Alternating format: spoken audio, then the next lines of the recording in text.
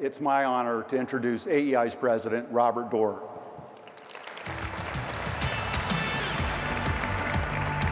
Great job. Thanks. So one thing I want to get out of the way right away is that sometimes when we do these events, we have dialogues and questions and answers. But, you know, when you have a racehorse, you got to let him run. And so Arthur will be giving a speech. I want to make sure you're clear on that. I also want to thank Jason.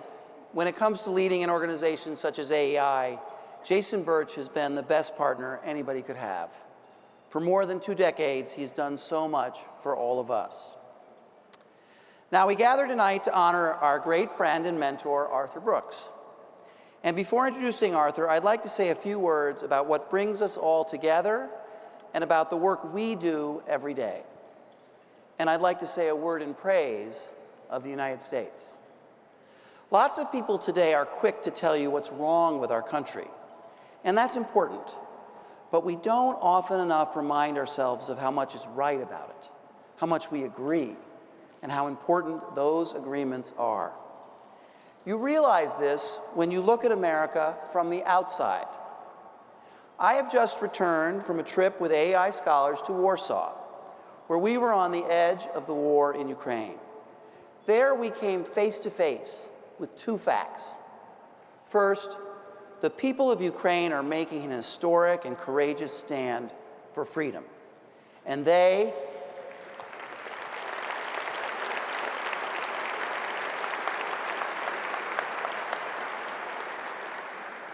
like all of Europe, from Poland to Germany to the United Kingdom, are looking to America for leadership.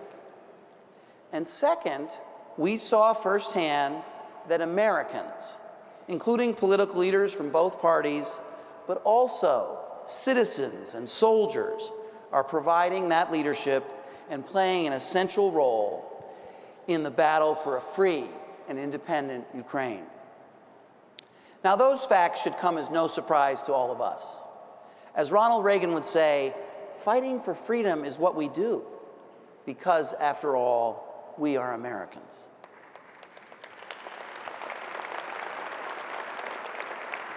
Here at home, we have just completed a free and fair election. We at AEI congratulate the victors and console the defeated. But most of all, we offer our help as we together turn to the essential tasks of self-government, which include protecting the rule of law on our borders, in our elections, and in our cities. Managing our resources in a way that protects future generations from bankruptcy, promoting work, innovation, and creativity by making our markets as free and open as possible, and by showing that the way out of poverty is through earnings, not government benefits. We must also strengthen those essential institutions of family, church, and community that have always been the key to our success as a people. And finally, we need to celebrate our founding documents and the protections that they provide, which make our contentious, boisterous, sometimes unpleasant and frustrating democracy work as a republic. In all of this, AEI will be there, providing research, analysis, and ideas which will show the way forward. Despite all our imperfections and despite all our struggles, the United States is the greatest country in the history of the world, and we do not say that enough.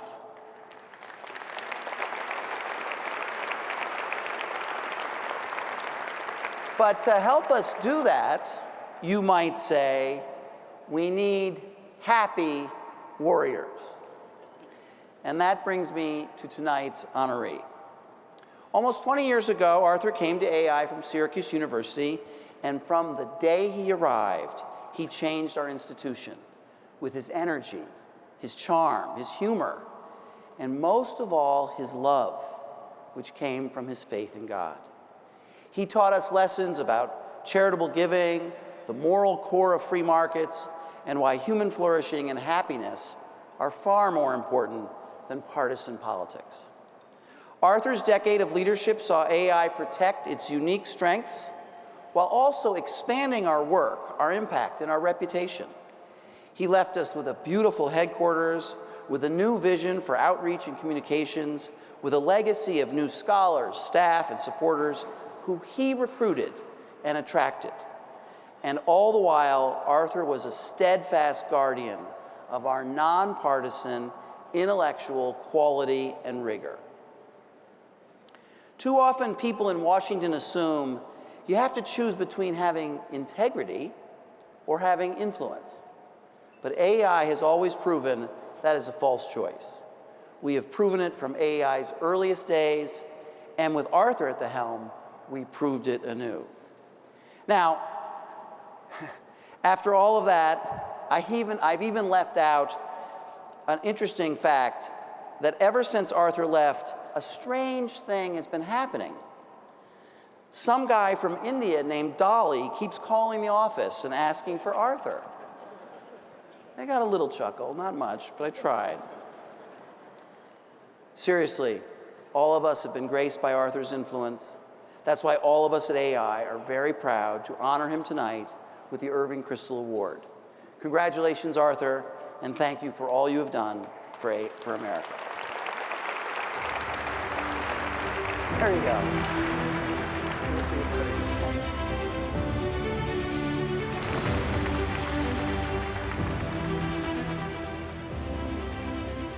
Thank you, Robert. And thanks to all of you. What an honor it is for me to be here back at the institution that I love so very much. And to be at the institution that I had an opportunity to be part of for more than a decade, including 10 and a half years as president, and which is, I must say, seeing its very best days under Robert Doar and Chairman Dan Daniello. What a privilege also to give a lecture in the name of Irving Kristol, the creative giant and intellectual godfather to an entire generation of thinkers. I left AEI as president about 3.5 years ago, and people often ask me when they see me in DC that I haven't seen in a long time what I've been up to. I can tell that they're kind of wondering if the rumors are true, that there's life outside Washington. I tell them I've been teaching at Harvard University, and they say, "What have you been teaching?" They know that I teach at the Harvard Kennedy School, a policy school, makes sense, also at the Harvard Business School. "What are you teaching? Accounting, finance, marketing, supply chain management?" I say, "No, I'm teaching happiness." And they think I'm lying, as if I had told them I had run off to join the circus or something, because it seems so disconnected from the core business of the American Enterprise Institute.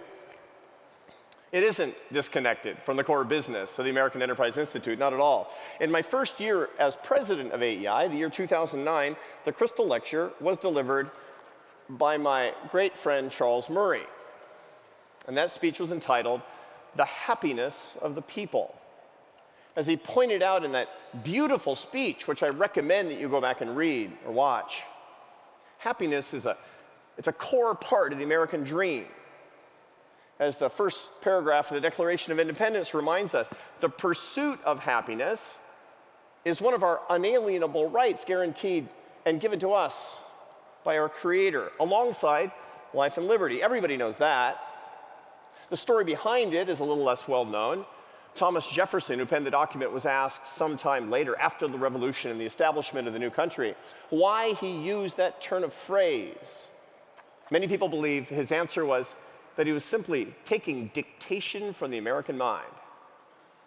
I asked the filmmaker Ken Burns, and he said it's more likely that Thomas Jefferson was taking dictation from Benjamin Franklin's mind. But be that as it may, it was radical, and it was peculiarly American. At the time, happiness would be considered presumptuous for really anybody to pursue, let alone the nobodies populating a startup nation. But that's really who our ancestors were, ambitious riffraff, pursuing their happiness with startup lives. Some years ago, I invented that little turn of phrase characterizing our ancestors as ambitious riffraff. I thought it was clever. I said it at an AEI board meeting. And one of the AEI trustees put up his hand and said, I want you to know that I resent the way that you depict my ancestors. They were not ambitious. Still today, the pursuit of happiness is what leaders must promote and what they must protect. Their job certainly is not to make us happy. No government should do that. No politician should be trusted who promises that they'll make us happy. But they should protect our ability to pursue our happiness freely. Look, if they make that easier, they're strengthening our country. If they make that harder, they're hurting our country. It's almost that simple. Well, unfortunately, this is not news. The pursuit of happiness is getting harder in our great country. According to the General Social Survey, the most authoritative source of social data collected by the University of Chicago, since the year 2000, the percentage of Americans saying that they're not too happy about their lives has risen from 10% of the population to 24%. At the same time, the percentage of the population saying that they're very happy about their lives has fallen from 36% to 19%. This can be aggregated up to a sense of pessimism. You see that there's a record number of Americans who will tell you that our country's headed in the wrong direction. Since 2000, national confidence in all of our institutions, from business and government, has fallen by more than a third. But you don't need these data. I'm a social scientist. You can trust me on the data, but you don't need the data. You feel it, don't you? It's in the air. People tell me every day they have a pervasive feeling that, I don't know, we're losing something as a country, something beautiful, something unique, something valuable. No matter how you feel about politics, no matter how you feel about the election last week, that's just short-term stuff. Very few can shake this feeling of loss. Well, that loss is what I'm going to talk about here tonight. I want to answer two big questions, if I can. Why has the pursuit of happiness become so difficult in this country? What exactly are we losing? But more importantly, what can we do to get it back? And maybe even to reinflect our happiness and our purpose and our greatness to see our best days. I, like most of you, but not all of you, I don't remember very much about the 1960s. Now, usually when people say that, they're about to tell you about their drug experiences. That's not, unfortunately, that's not what I'm going to tell you. I don't remember Woodstock, for example, because I was 5 years old. But I do remember, in 1969, one thing about that famous music festival. I remember seeing a news report on television about Woodstock. I was watching the news with my father on our grainy black and white television in Seattle. And a reporter was interviewing a hippie. And he asked him something like, what's the philosophy of this whole thing? And the hippie famously said, if it feels good, do it. And my dad said, that's the end of America. Well, the hippie mantra of Woodstock is more or less how most people understand happiness still today. If it's about feelings. My happiness class at the Harvard Business School is very oversubscribed. It's about happiness, after all. Who wouldn't want that? The 180 slots fill in about 9 minutes, or they did this year, and there are hundreds, about 400 on the waiting list. There's also an illegal Zoom link they think I don't know about. On the first day of class, I asked my students a very simple question. I say, look, you worked hard to get into this elective. It's about happiness. Obviously, you must know what happiness is. And I cold call them. This is what we do at Harvard, where you pick people out of the crowd and you cold call them. And I say, what is it? What's happiness? And one after the other, they say something like this. It's the feeling I get when I'm with the people that I love. It's the feeling I get when I'm doing what I enjoy. And I say, wrong. That's like saying your Thanksgiving dinner is the smell of the turkey. No, happiness is not a feeling. Feelings are evidence of happiness. According to most good social scientists, happiness can be understood as kind of a combination of three phenomena: enjoyment, satisfaction, and meaning. Enjoyment is pleasure plus effort and human elevation. Satisfaction is the joy of an achievement or a goal met or the reward for a job well done. And then there's meaning. You know, you can make do without enjoyment for a pretty long period of time, and a lot of people go without very much satisfaction, but without meaning, you're lost. That is the point made in the famous work of the psychiatrist and Holocaust survivor Viktor Frankl that he made in his classic book, Man's Search for Meaning. Without a sense of meaning, a sense of the why of our basic existence, our lives just can't be endured. Psychologists relate meaning to good mental health, and lately neuroscientists have helped us to understand why. They've uncovered evidence that experience a sense of life's meaning maps onto all different parts of the human brain, such as the periaqueductal gray, a brainstem region. It's implicated in all sorts of parts of our lives that we can't live without. Fear conditioning, pain modulation, altruistic behavior. Without meaning, life isn't bearable. So, how do you find it? Social scientists like Charles Murray helpfully refer to what he calls, what we in the community of social science researchers call, the institutions of meaning. There's 4: faith, family, friends, and work. That's your happiness portfolio, your happiness 401k plan. Decades of social psychology research show that these institutions are central to understanding who we are as people and why our lives matter. That is absolutely true for me. My sense of personal meaning comes from my Catholic faith, my family, my beloved friends, many of whom are in this room here tonight, and my work dedicated to lifting people up and bringing them together. Now, in my work, I've developed a kind of a handy diagnostic tool to find out if somebody has a healthy sense of meaning in their life. I ask them 2 questions. The questions of meaning. Number 1, why do you exist? And number 2, for what would you be willing to die? Do you have answers to these questions? When somebody that you love finds the answers to these questions, it's like a miracle. I remember this very clearly in the case of one of my children, my middle son, Carlos. Carlos, like most adolescents in high school, struggled with his life's sense of meaning. As a result, he was not happy. Well, after high school, he found his meaning when he joined the military. Today, at age 22, he is Corporal Carlos Brooks, Scout Sniper, Weapons Company, 3rd Battalion, 5th Marine Regiment.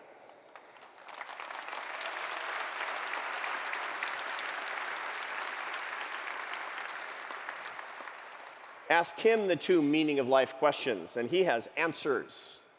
Why are you alive? Because God created me. For what would you be willing to die? For my faith, for my family and friends, and for the United States of America.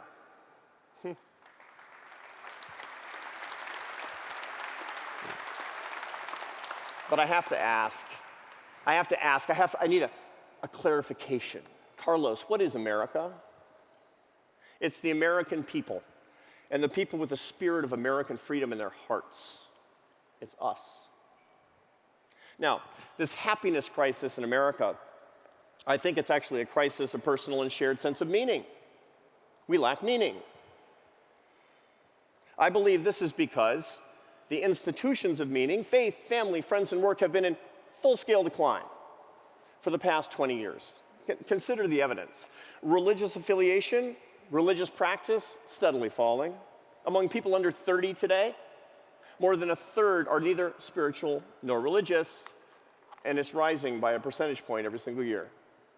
Marriage rates have fallen by 38% since the year 2000. Childbearing down by 18% since 1990. Percentage of people with fewer than 3 close friends has doubled since 1990. Our connection to other people through work is cratered, only made worse because of our response to the coronavirus epidemic. Now, you'll notice something. Faith, family, friends, and work. You'll notice something about them. These institutions of meaning, they all have one big thing in common. They are outward-facing expressions of love, and these expressions of love bind us together as people. Let me put it another way. The secret to meaning that brings happiness is to love and to be loved by others. Now, that can be an awkward topic. Not everybody's comfortable talking about love. Some people find it positively painful. I was in Minnesota speaking a couple of weeks ago, and they're not known for discussing their feelings openly. They told me about a man who loved his wife so much that he almost told her.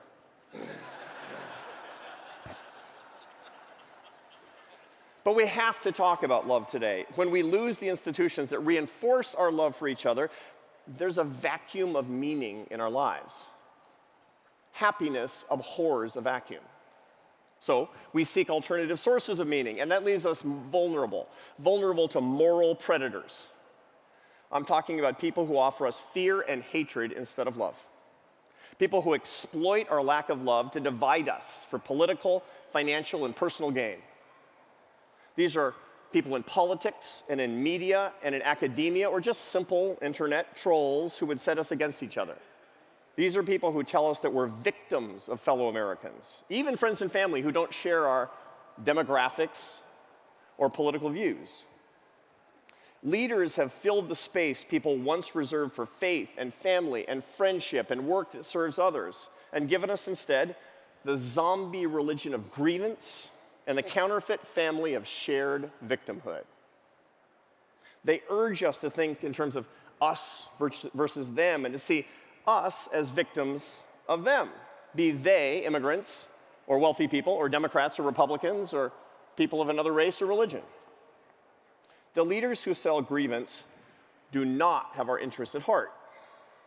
On the contrary, psychologists at the University of British Columbia have found that people who trade in what they call virtuous victimhood, they tend to display dark triad personality characteristics.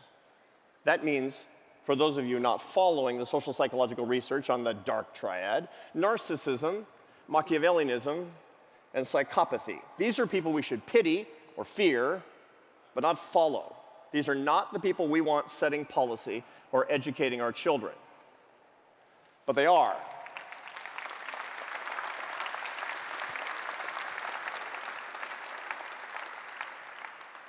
They are in positions of authority, and it's touching all of our lives. My own sweet daughter was encouraged by her upper-class suburban high school in Boston to explore the roots of her oppression. She requested a meeting with the school administrator, in which she told him, "I will not be a child soldier conscripted into your culture war." Yeah.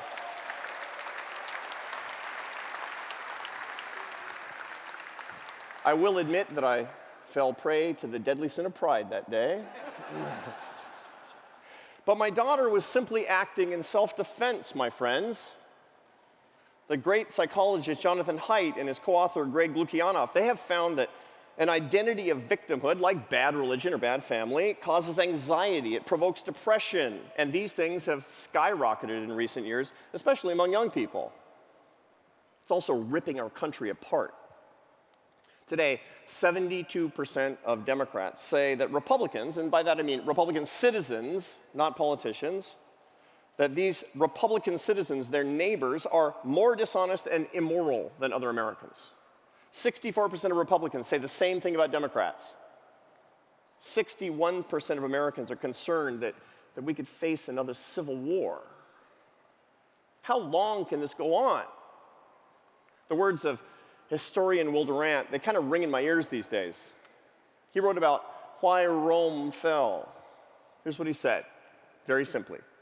A great civilization is not conquered from without until it has destroyed itself within. Okay. People search for meaning. We need meaning. But nations search for meaning too, because as my son Carlos reminded me, nations are just collections of people. So let's ask, what has become the de facto meaning of America today, as people have been fed grievance and victimization by leaders? If I were to visit this country for the very first time in 2022, knowing nothing about our history, I would have to say that there's one national purpose that we appear to agree on, and that's power. Just listen to what political leaders from the cultural left to the populist right are telling their followers. Why are you suffering? Because people like you lack power. People with power are oppressing you. What do you need to succeed? Not virtue, not aspiration, not faith, hope, or love. No, just more power over others. And here's how the power ideology answers the two questions of meaning for our nation. Why does America exist? Because of power. Depending on your political persuasion, either we exist to exploit others or to defend our narrow interests and exclude those who didn't happen to be born within our borders. For what are we willing to risk our prosperity and security? Nothing. Either because America is evil or because nothing is more important than our security and prosperity. There's nothing really new or especially novel about any of this. It's a cultural recipe right out of Thomas Hobbes with a little bit of Karl Marx or Friedrich Nietzsche thrown in, depending on your politics. But don't get me wrong. I'm not saying that there's something inherently wrong with power. But power for its own sake? Ho-hum. That kind of national purpose is just like every other grievance-fueled country on the United Nations roster. No wonder Americans feel like we're losing something. With that kind of purpose, we are. Now, it's easy to be discouraged, to see polarization, to see suffering, and the resulting degradation of our sense of national purpose, and conclude that we might never be able to bring America together again as a people. Some even see a future in which our union is at risk. But my goal tonight is not to stop at telling you our troubles. You know these troubles. It's to propose real solutions. So let me propose 3 that all of us as leaders in our families, in our communities, in our country can start to undertake today. Number 1, solution number 1, share your secrets of meaning. When I spoke earlier about the importance of faith and family and friendship and work, I bet a lot of you thought to yourself, hey, good news, I practice all of those things. Congratulations, it's not enough. It's not enough to practice these things privately in your own life. You need to celebrate faith, family, friends, and work openly and recommend them to other people without embarrassment. We need to preach what we practice. We have the responsibility to help Americans, especially those at the margins of society, to learn our secrets to success. If you keep your mouth shut about your secrets to happiness because you're worried about looking judgmental, that's simple discrimination. Solution number 2, find a way to go out of your way to reject identity politics, even when it comes from people who are powerful, and tell our shared story as Americans instead. If you go back in time as a nation, if we want to find our way back in the future, we have to reject the poison of grievance and victimization and work to reestablish a really healthy sense of meaning by telling this shared story that we have as Americans. Now, don't dismiss this as horribly idealistic. On the contrary, some of our greatest and most successful presidents, from George Washington to Lincoln to Franklin Roosevelt, they did exactly that in times of crisis and trouble. They told a shared story that we have as Americans to unite us against a common threat, rather than balkanizing our people, one against the other. This was also, by the way, the secret to the most successful president of my lifetime, the man who was given this very award and gave this speech in 1988, President Ronald Reagan.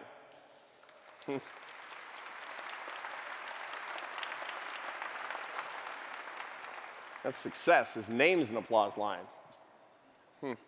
Here are his words when he was accepting the Republican presidential nomination in 1980. He was drawing Americans together into a shared story. Quote, I ask you to trust that American spirit which knows no ethnic, religious, social, political, regional, or economic boundaries. The spirit that burned with zeal in the hearts of millions of immigrants from every corner of the earth who came here in search of freedom, unquote. And then he added, by the way, just for fun, let's make America great again.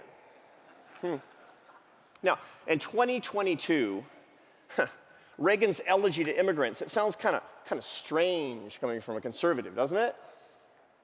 But as Reagan knew, the best way to maintain a shared story and build a great country is to welcome people here who want to be part of that and are going to work for it.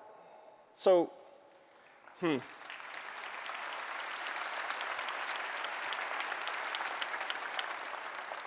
So as an American conservative myself, let me take a minor detour. I want to second that old-fashioned view. I want to say something to the immigrants here tonight, including my wife, Esther, including a lot of you in this audience, and including many of you who are serving our meal here tonight. Thank you for believing in the American dream for yourselves and for your children and reminding us that America is still great.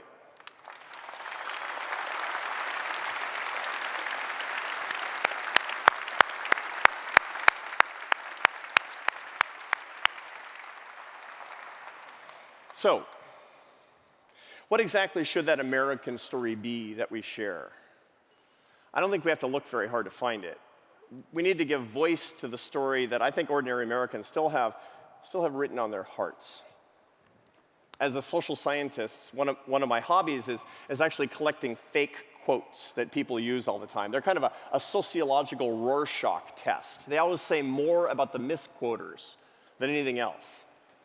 They reveal everything about the people who keep perpetuating the misquotes. Anytime my late father, he wanted to emphasize something, he would attribute it to Socrates. You know, as Socrates once said, quit your whining and eat your vegetables.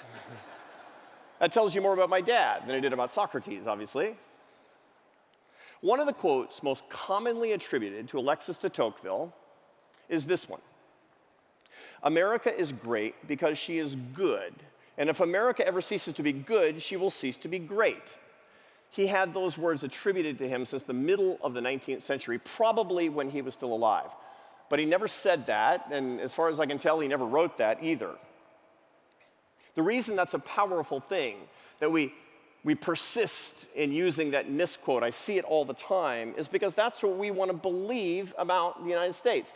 De Tocqueville didn't say it. We said it. In our hearts, we believe our purpose is not one of power, it's virtue.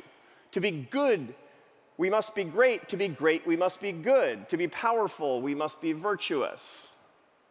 So with this beloved misquote in mind, let me take a stab at the answers to the two meaning questions that I think fit our true American story. Why do we exist as a nation? To lift up the world, both indirectly through the example of our unapologetic enjoyment of prosperity and freedom, and directly through our generosity to others and courage in times of trouble. For what are we willing to risk our prosperity and security? For our way of life, by which I mean our system of free enterprise, which has made our country the envy of the world and pulled billions of my sisters and brothers out of poverty since I was a child. Also democracy and strength and faith and family.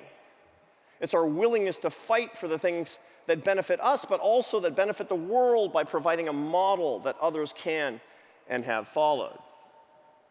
This story as a nation, well, it might seem kind of distant at present, but it resonates like a song that we used to know.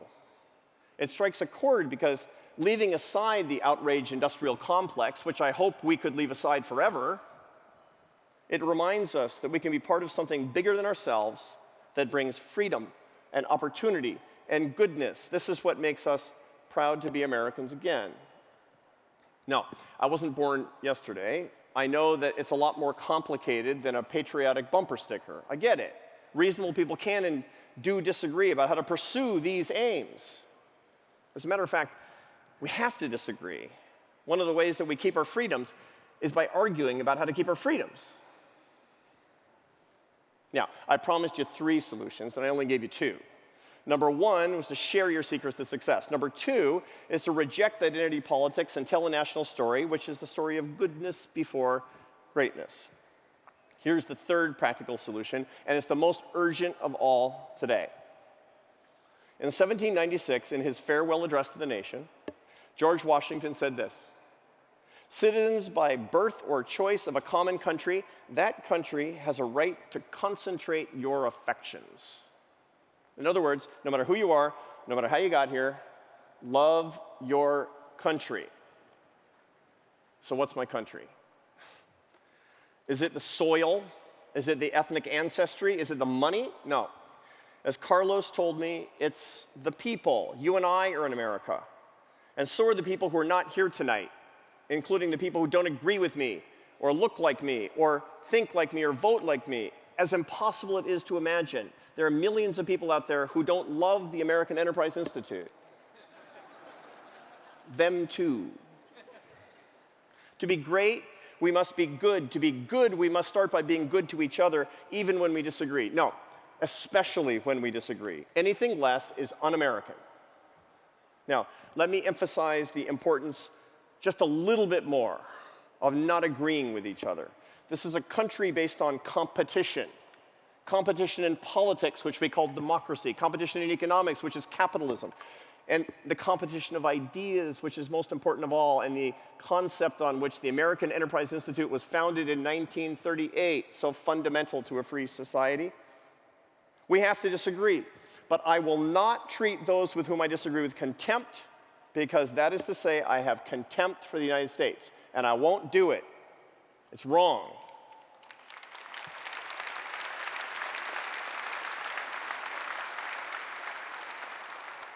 It's also a lie. It's to deny what's written on my heart, and probably yours as well. Let me ask you a question. How many of you truly love someone with whom you disagree politically? I'm going to round it off to 100%. The rest of you are on your phones. When my fellow conservatives trash people on the left, they're trashing my family and many of my friends. These are people that I love. I come from a long line of liberal Democrats, despite my dad's dim view of hippies. I'm the only bona fide conservative in my immediate family. Many years ago in my 20s, when my parents were starting to become nervous about my political views, and they started to suspect that I had a deep and abiding affection for free market capitalism, my mother took me aside. She confronted me. She said, "I want you to tell me the truth. Have you been voting for Republicans?" We all love people who disagree with us, but who share our American story. It's time to start acting that way. Easier said than done, I'm aware. We're in something of a stalemate ideologically in this country, aren't we? How can I be nice when they're so terrible? I've heard it again and again and again. Someone has to make the first move. Why not Republicans? The party I voted for many, many years. I would suggest to anybody of any political party that the way to win the hearts of Americans is not to double down on contempt and pugilism, but rather to become the party of normal people with normal people as leaders who want greater unity and greater happiness.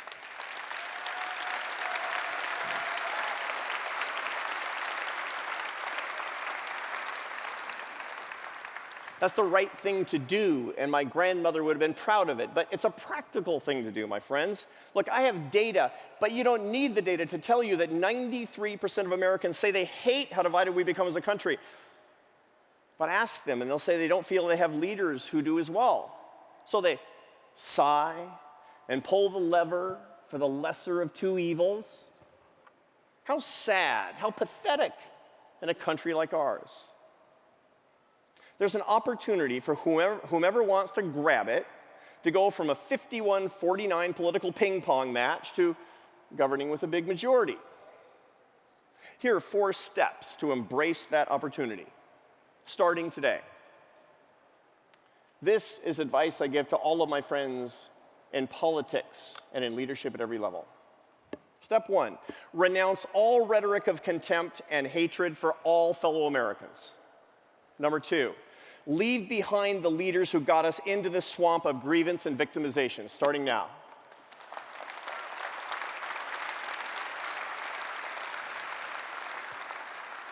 Number 3, make a commitment to reject all political violence without fear and without favor.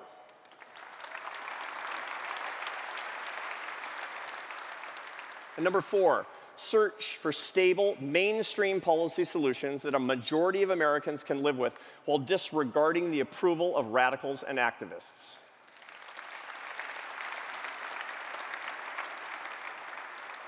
None of this means renouncing basic values or even center-right policy positions. The policies of free enterprise and American strength that the vast majority of Americans support. It's simply to widen the net based on the decency we crave as human beings and proud Americans.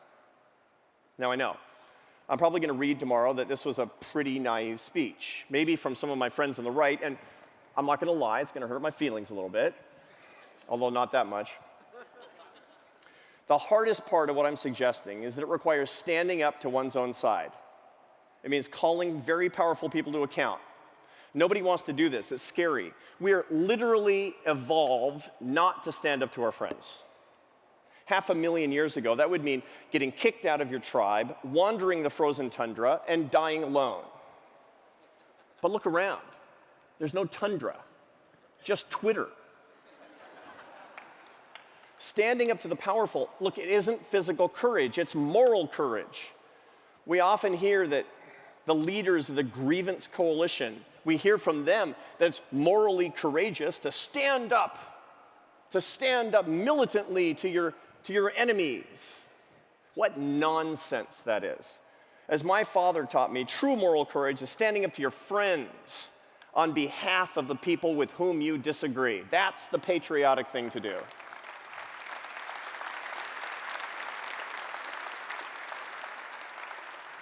Are we strong enough? Are we strong enough to do that? Look, goodness isn't for weak people. Goodness isn't soft and isn't easy. It's difficult. It's as hard as granite. It requires hard leaders who are as strong as Washington and Lincoln and the great Ronald Reagan. Here's my last word. I know we feel like we're losing something in America, and that's uncomfortable and that's sad, and we don't like it. But you know what? It's a sign that there's an opportunity at hand. When I was a kid, growing up in Seattle, I was crazy about fishing. Nobody in my family fished. My father was a professor, my mother was an artist, no fishing. We rarely went outdoors. I just took it up on my own, fishing in lakes in the Pacific Northwest and in Puget Sound, and I got it into my head when I was 11 years old, I was gonna learn how to fish in the ocean. I heard it was hard. So I went to visit my aunt on the rugged Oregon coast in a place called Lincoln City. And I had my little fishing pole and I had a little bit of bait and I stood on the rocks and I started casting out into the wild surf and I was catching nothing. Nothing. Hours went by.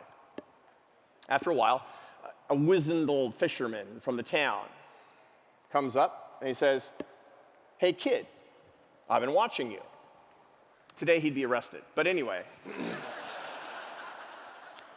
He says, "You catching anything?" And I said, "No." He says, "You getting any bites?" I said, "Nothing." He says, "'Cause you're doing it wrong." I said, "What do you mean?" He said, "You can't catch fish right now. You gotta wait for the falling tide." I said, "What's that?" I said, "Oh, that's when the tide is going out really fast, really rushing out between the rocks." And I said, "Well, that doesn't make sense because when the falling tide is occurring, all the fish are going out to sea." And he said, "No, that's wrong." He said, "During a falling tide, that's when the plankton and bait fish are stirred up and the game fish are going crazy. They'll bite anything. It's going to be in half an hour." Okay. So we waited. And after 30 minutes, he's looking at his watch and he says, "Let's fish." He had his fishing pole too. We threw our lines in the water and we're pulling them out one after another. 20 fish each. It was unbelievable.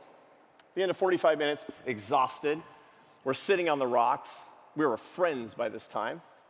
And he's starting to get all philosophical on me, the old guy was. He lights up a cigarette, and he says, "Kid, during a falling tide, you can only make one mistake." I said, "What's that?" He said, "Not having your line in the water." We're in a falling tide in America. It can look and feel like we're losing our happiness, that we're losing our purpose, but that just means there's an opportunity to build something new, to build something great together. We can do it, but we got to get our lines in the water now. Look, I love this country. I know you love this country too, so let's fish God bless you. God bless America.